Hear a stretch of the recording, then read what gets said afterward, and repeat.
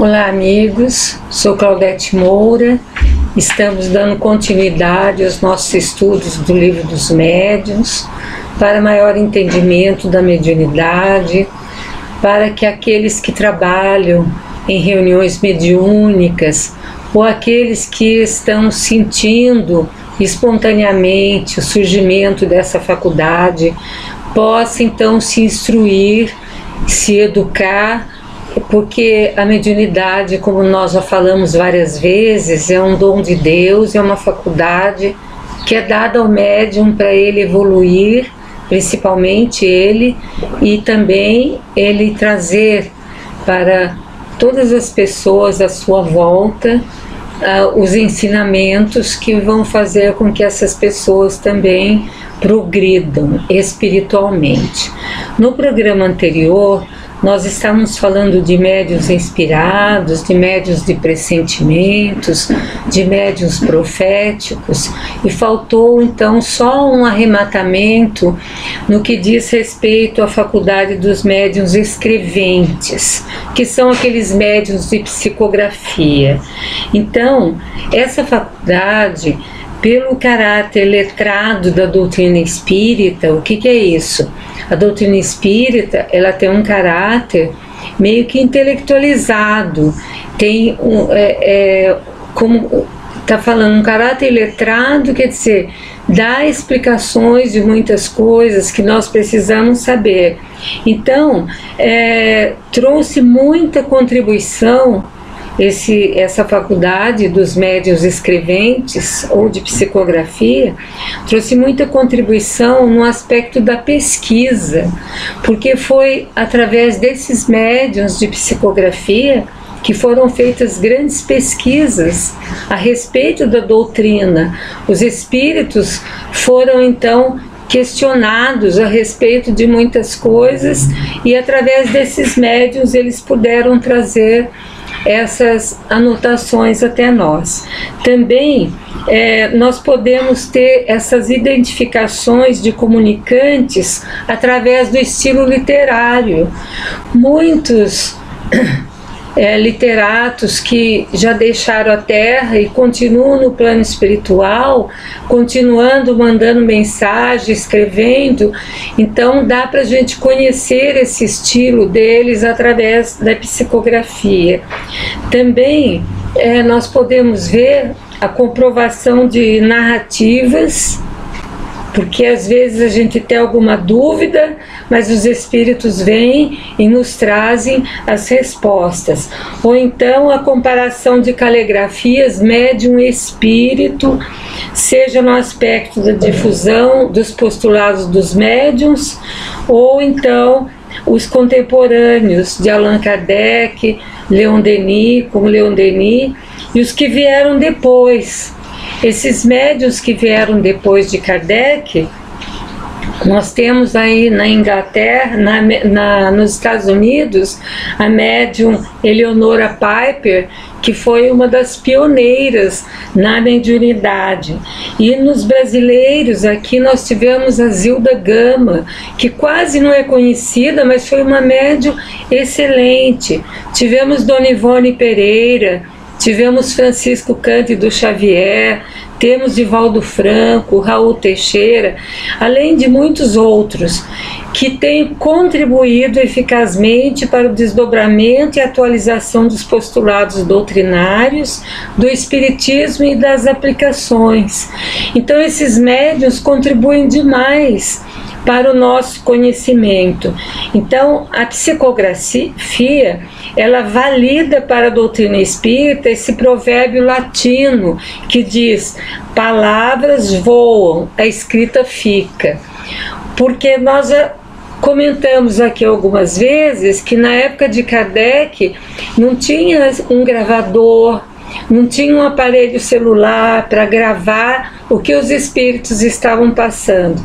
E o meio mais seguro mesmo era que o médium escrevesse, porque essa escrita ela ia ficar.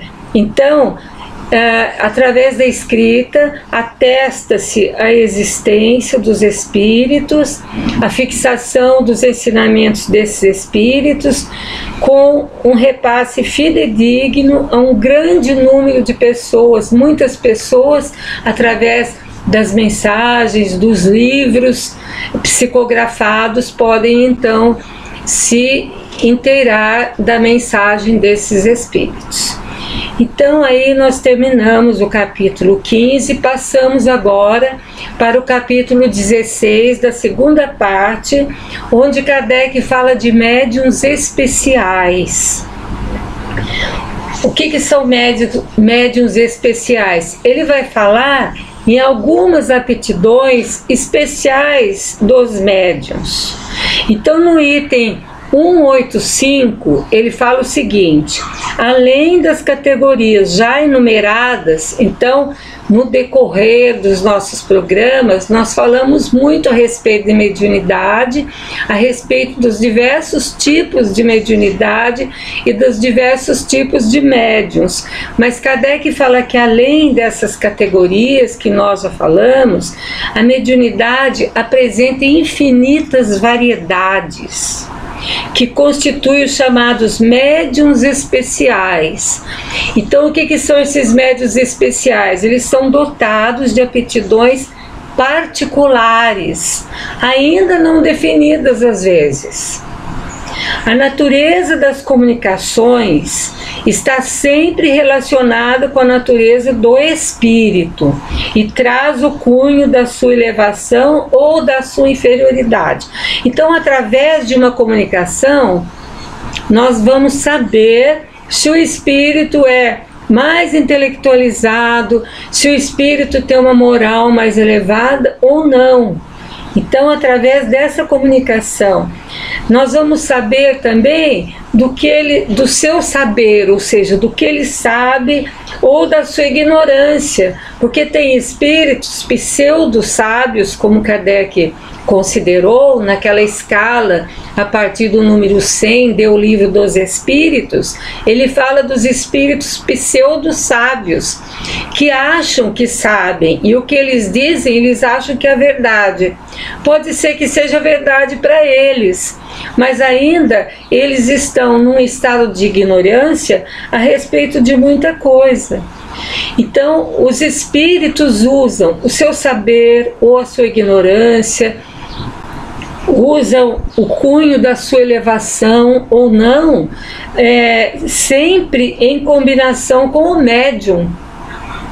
Por isso que nós falamos sempre que o médium precisa estudar, ele tem que estudar, porque cada vez que ele vai conhecendo mais, ele vai se preparando melhor para trazer a comunicação que aquele espírito quer trazer. Então o médium, ele é um instrumento que para o espírito pode ser mais cômodo ou menos cômodo, dependendo da afinidade que ele tem. Ele pode ser mais flexível ou menos flexível, aquele médium que entende o que o espírito está passando e passa com facilidade. Também ele descobre qualidades particulares, o espírito descobre no médium qualidades particulares que ele vai poder utilizar e que dará preferência a um ou outro, segundo o gênero de comunicação que ele quer transmitir. Então, olha só, um médium que quer transmitir um determinado tipo de comunicação, ele vai procurar um espírito, desculpem, que quer transmitir um determinado tipo de comunicação, ele vai procurar um médium apto, com aptidão para trazer aquele tipo de comunicação que ele deseja.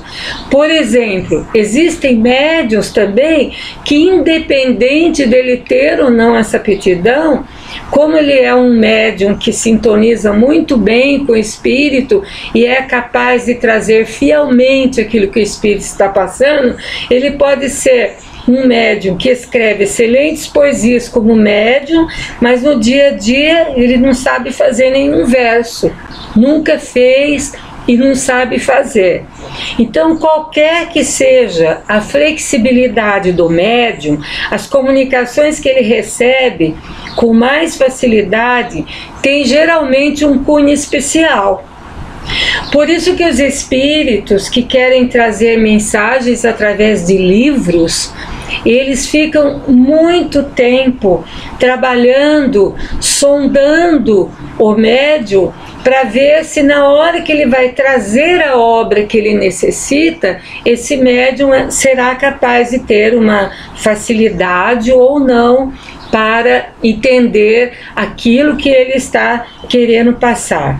Então, além das aptidões, os espíritos se comunicam dando preferência mais ou menos acentuada a este ou aquele médium, de acordo com as suas simpatias. Olha só, também existe essa simpatia entre médium e espírito.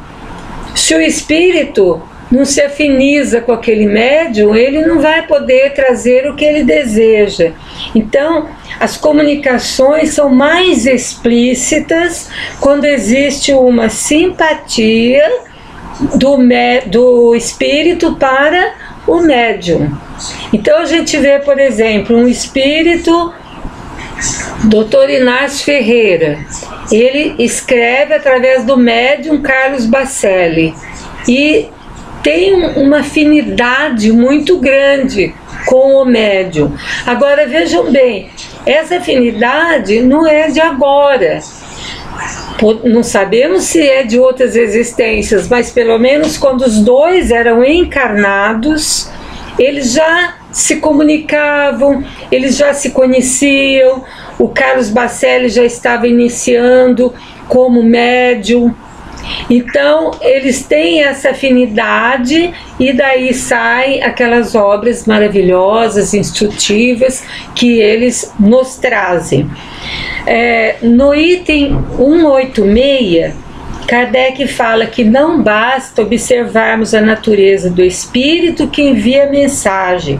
É necessário observar as qualidades do médium, do instrumento mediúnico, a natureza do médium. Então não depende só do espírito. Eu vou observar uma mensagem e eu falo, vou ver que espírito é esse, qual que é a natureza desse. Mas eu tenho que ver também o instrumento mediúnico, qual a natureza desse médium que está trazendo essa comunicação. Mas tem aí um elemento terceiro que é igualmente importante, que é a intenção, o pensamento íntimo, o sentimento mais ou menos louvável de quem interroga o espírito. Então vejamos, depende do espírito, depende do médium e depende de quem está interrogando o espírito. Por isso que na Sociedade Espírita de Paris, quando aquelas reuniões onde Kardec fazia as evocações e os espíritos vinham, quando era um espírito elevado, ele falava da beleza do ambiente, da prece que eles faziam. Quando era um espírito mais sofredor, ele falava do alento que ele sentia, porque quem estava evocando era Kardec, que era uma pessoa de bom senso, que era uma pessoa equilibrada, que era uma pessoa de bem. O espírito que estava trazendo sempre estava ali mediando, era São Luís, Erasto, então eram espíritos já mais elevados. E isso aí dependia, o médium que trabalhava com Kardec era selecionado. Então vejam bem, depende do espírito, depende do médium e depende da intenção de quem interroga, do pensamento íntimo, porque às vezes por fora a gente é uma coisa, mas quem sabe o pensamento interior da pessoa e o sentimento também, se é mais louvável, se é menos louvável. Por que eu quero interrogar esse espírito? Eu quero fazer uma fofoca da vida dele ou eu quero ajudá-lo de verdade? Então, tudo isso nós precisamos levar em conta. Então, para a gente finalizar, para que uma comunicação seja boa, é necessário que provenha de um espírito bom. Primeiro ponto. Para que esse espírito possa transmiti-la, necessita de um bom instrumento, então de um bom médium, aquele que afiniza com os bons espíritos. E para que ele queira transmitir, para que o espírito queira transmitir essa comunicação, é necessário que o objetivo lhe convenha. E o objetivo do espírito, se vai fazer bem para o espírito, se é aquilo que ele deseja, vai depender de quem está interrogando. Então nós deixamos aqui hoje esta parte, continuamos no próximo programa, rogando a Deus e a Jesus que sempre nos ampare nas nossas vidas, nos nossos estudos, e que possamos estar sempre nesse caminho do conhecimento e da transformação moral. Claudete Moura, para o divulgar.net.